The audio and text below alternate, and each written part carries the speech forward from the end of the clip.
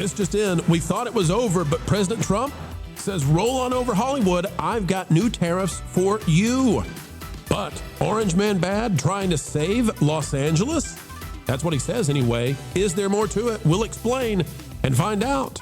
Will celebrities be saying, thank you, Mr. Orange Man, or hating on POTUS all over again?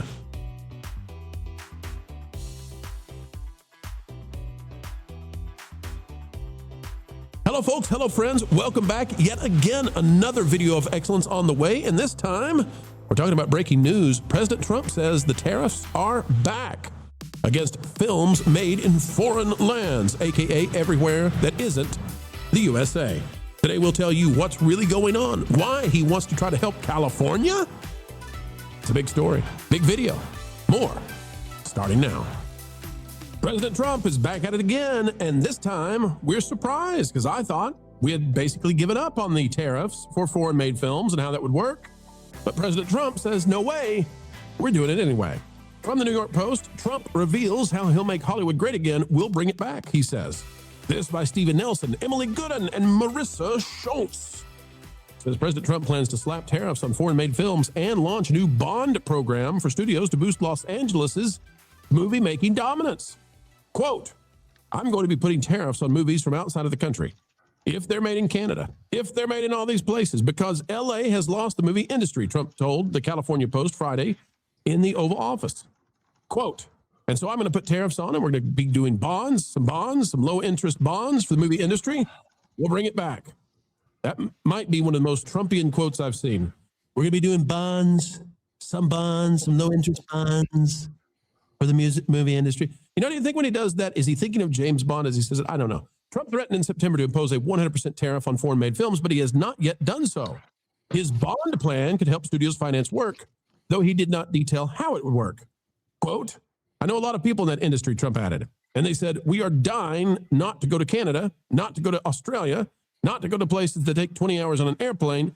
We would love to do it in Los Angeles, and I'll be getting that. Trump added, I want to bring the movie business back to LA in particular. Panel, I'm flummoxed by this. I'm going to go to Wiz first on it. We got to dive into the politics of it, even though we are not a political channel and try not to do so. But hey, every single day we get sucked in there kicking and screaming. Wiz will do it again and we'll win it. The issue is why? Why does Trump want to save LA?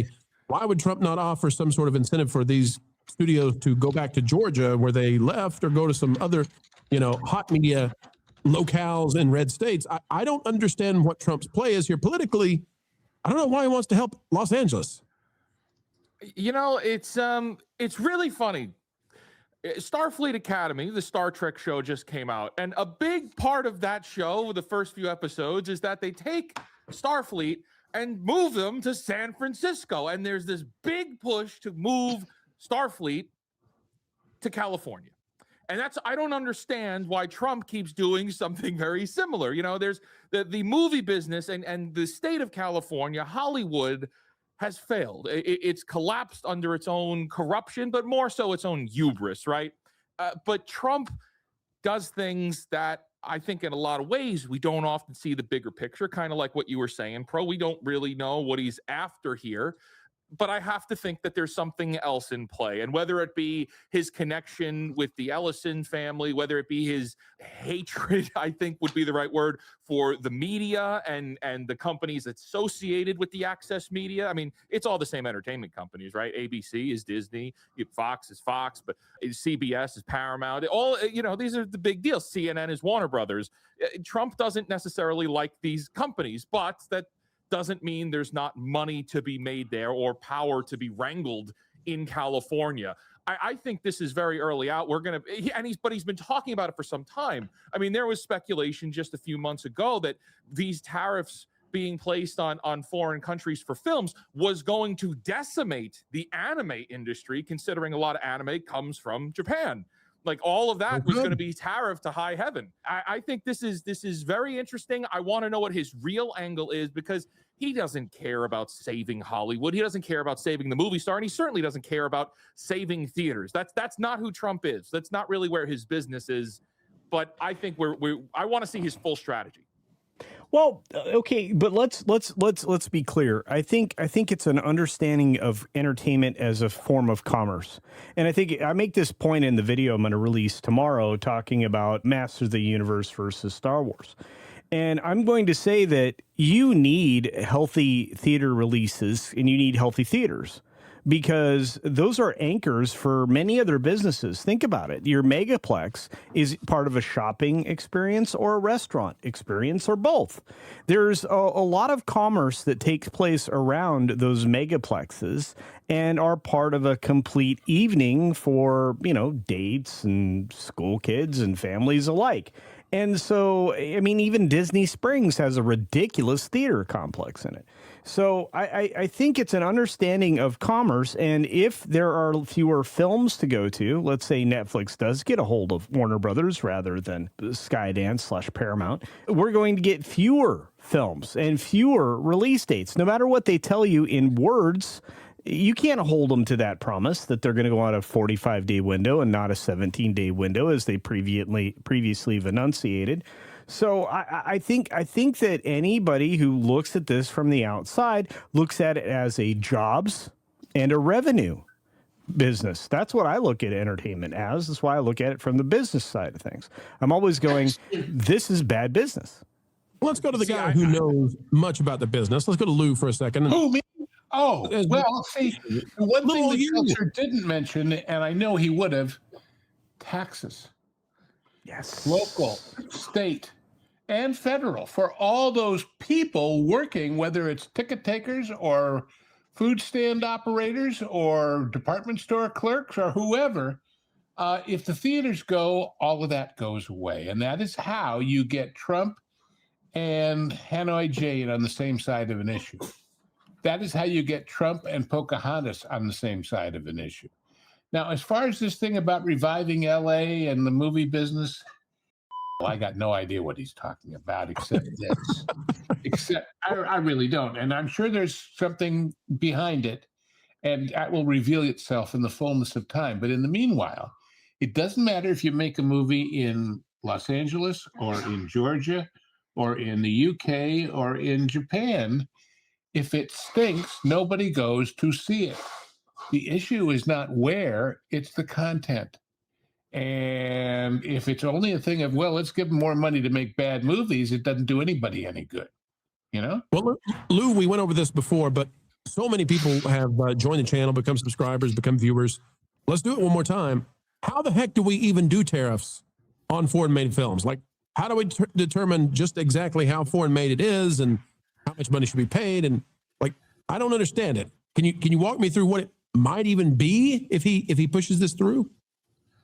I'm not sure either, because let's say, for example, we take one of these big mega Marvel monsters that they make mostly in the UK, and that's why we know how much money they spent, because the UK's rules regarding the subsidies they give, the tax breaks they give, are based on the people that live there that work on the movie. So it isn't applied to the stars. It isn't applied to the director. It isn't applied to the studio execs. It's only applied to the grips and the electricians and the caterers and the equipment rentals and all that.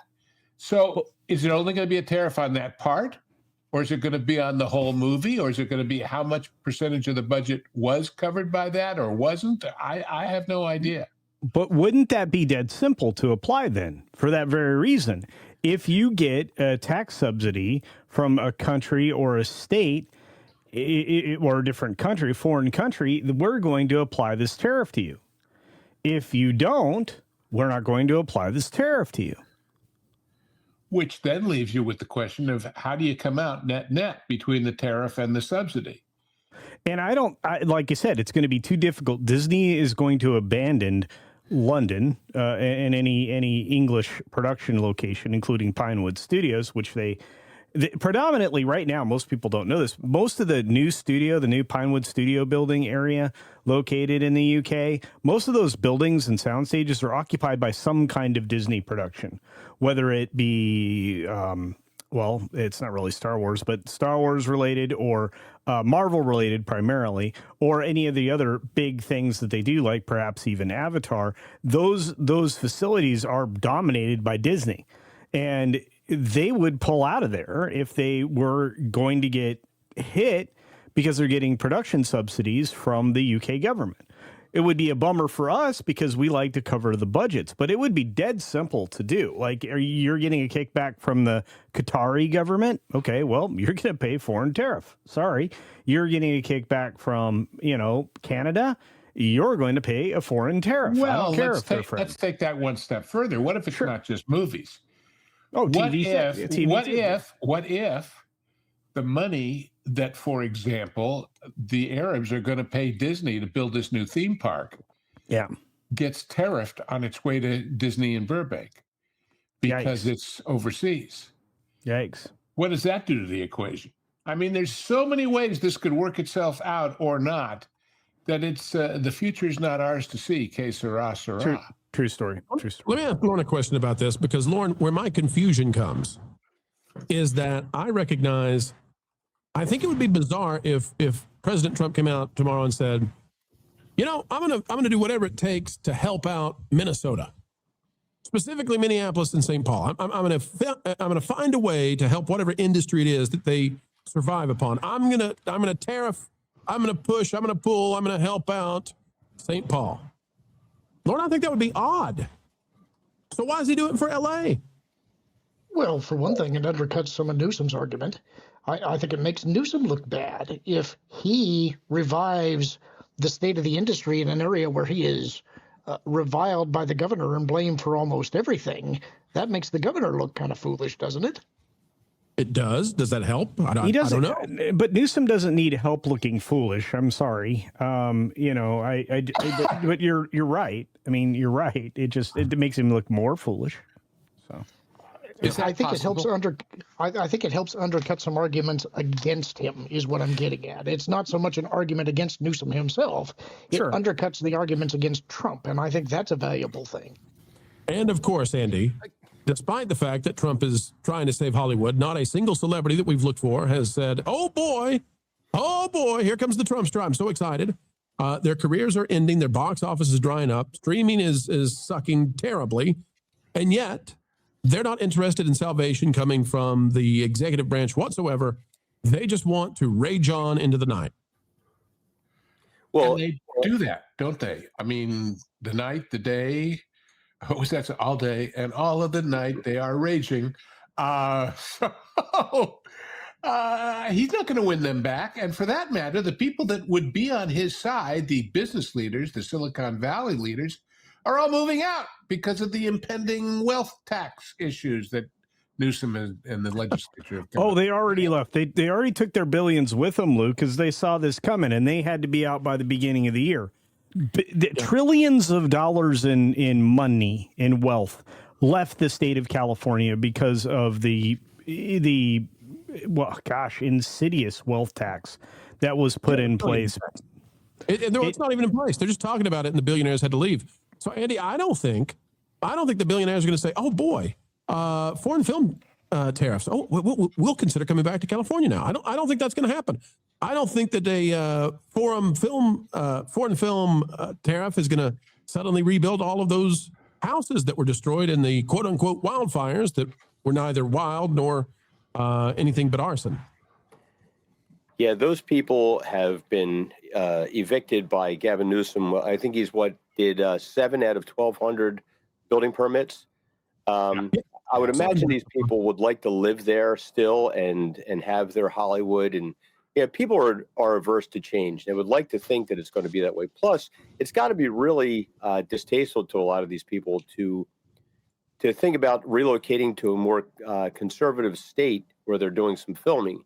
And if the Trumpster comes along and he saves this industry for them, I mean, the hardest part is that no matter what tariff you get and how much more appealing you make it to film in the United States, California is just way too expensive. I think Mel Gibson was just talking about this, where it was cheaper for him to fly his entire crew to Bulgaria for 2 weeks and film pickup scenes than it was to shoot in Los Angeles for 1 day.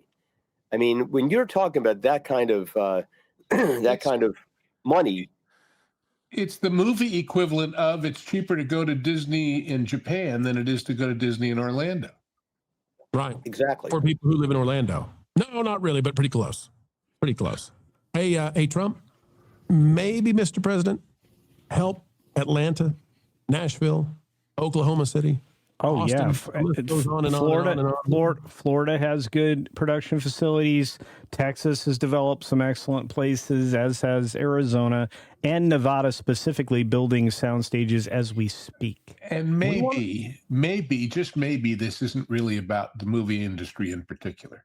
And Maybe maybe this is just one I don't more think way there's for one. him to say to all these foreign governments, FAFO. I Could got be. lots of ways to tariff you guys. I got lots of ways to influence you guys. You want to pick a fight? Go ahead. Well, I think that's right, but it's all part of a bigger picture that most people don't see. You have to step back from what the initial ask is, because it's always tied to the big ask, right, Lou? Right. He always makes a big ask. That's the art of the deal. He's looking to settle for something else, and it's lesser. Never It settle sounds for less less wild. than a big ask. That's the lesson Fake Wizard has learned so many times. Folks, we'll see what happens, but when it comes to those sound stages and everything, the production facilities, we're getting some background noise there. When it comes to those backstage sound stages in California, we're not telling you we don't want to see them filled. We love them. We want them to be doing great. They just keep burning them down. So, I don't know how much we want to invest in those again. And that's why at Universal Hollywood, they're going to tear down a bunch more of them to add to the tour. Yeah. Because the Maybe a little revenue bit. is coming from that, not from shooting. It's always sad when one of these video ends, and yet it is the beginning of the wait for the next one to land. 4 times a day right here on the Pro Channel. And by the way, there's plenty more on our partner channels. That Park Place, That Pod Place, That Game Place, and go check out the original music we have on stations like Vacation Radio. We'd love to have you, love to entertain you. At least we'll do a better job than some of the current entertainment companies. Folks, like, share, subscribe, and you know what? Drop a comment right on down below. Share this out anywhere you go on social media. And until the next time, we have the honor, the pleasure of getting to spend time with you when you choose to invite us into your day to add the value that we hope to bring your way. We ask that you keep learning, keep growing, and as always, keep having fun.